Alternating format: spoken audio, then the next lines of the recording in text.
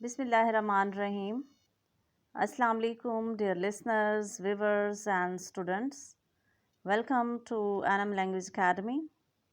This is Nadia Malik with today's lecture.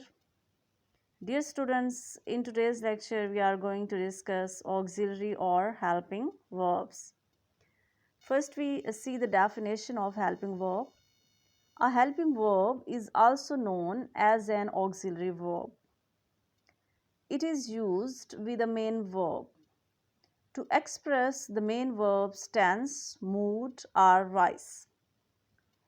कि helping verb को हम ऑक्सिलरी वर्ब के तौर पे भी यूज़ करते हैं और ये मेन वर्ब के साथ यूज़ होता है उसका टेंस बताने के लिए, उसका मूड बताने के लिए, उसकी वॉइस बताने के लिए। टेंस से क्या मुराद है कि किस टेंस में इस मेन वर्ब को यूज़ किया गया है। Either this is present tense, past tense or future tense. और वॉइस क्या है कि वो एक्टिव वॉइस में यूज़ हुआ है या फिर पैसिव वॉइस में यूज़ हुआ है, यानी वो एक्टिव टेंस है या फिर पैसिव टेंस है।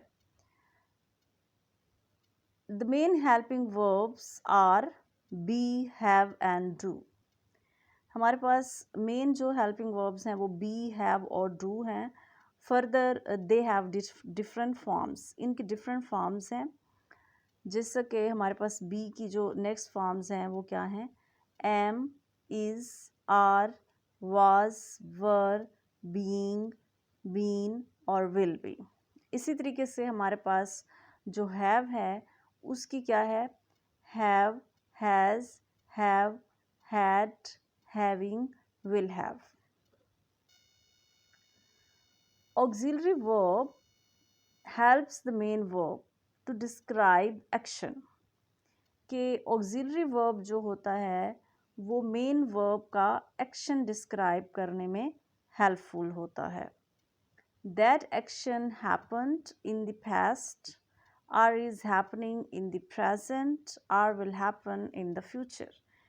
कि ये जो एक्शन है क्या वो पास्ट टेंस में हुआ, ज़माना जो गुज़र चुका है उसमें हुआ, हैपन्ड हुआ, या वो प्रेजेंट टाइम में हैपन हो रहा है या फिर वो फ्यूचर में हैपन होगा।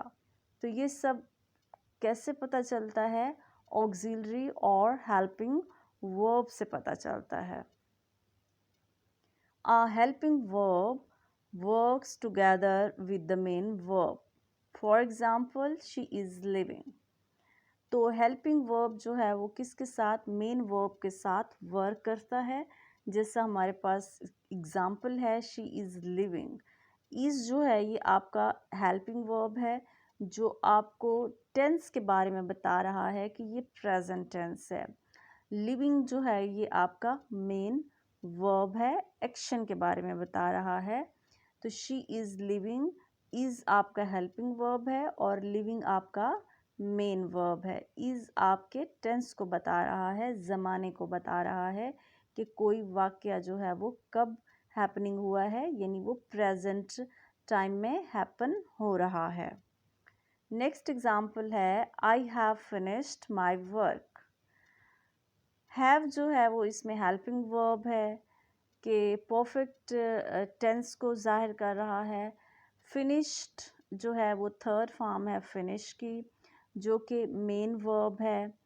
तो इसमें क्या है कि I have finished my work, ये हैव जो है वो जो हेल्पिंग वर्ब है ये आपके प्रेजेंट परफेक्ट टेंस को ज़ाहिर कर रहा है। Next is primary auxiliary verbs. अब इन्हीं को हम क्या कहते हैं, हमारे पास प्राइमरी ऑक्सिलरी वर्ब्स हैं और then we have modal auxiliary verbs.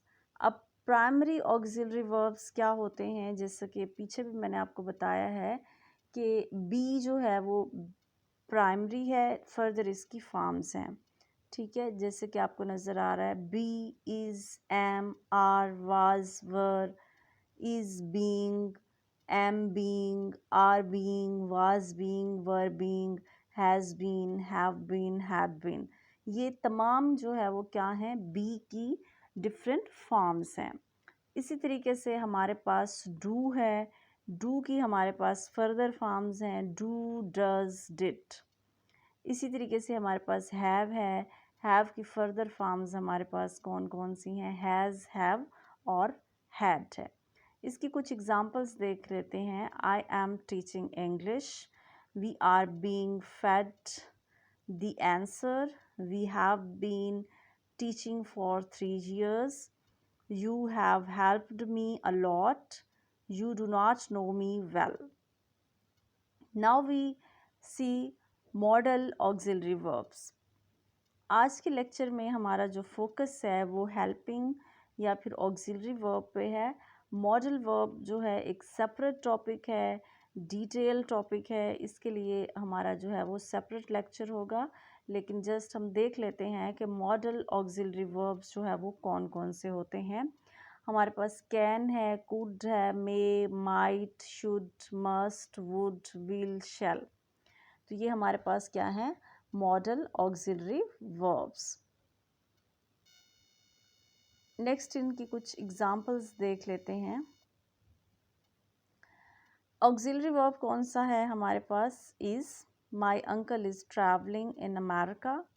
फिर हमारे पास एम है, I am happy that you are here.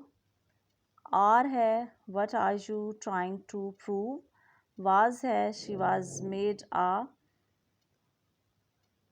She was born in 1992. Were है, it looks as if it were going to rain. Next हमारे पास do है, I do not feel like doing anything today.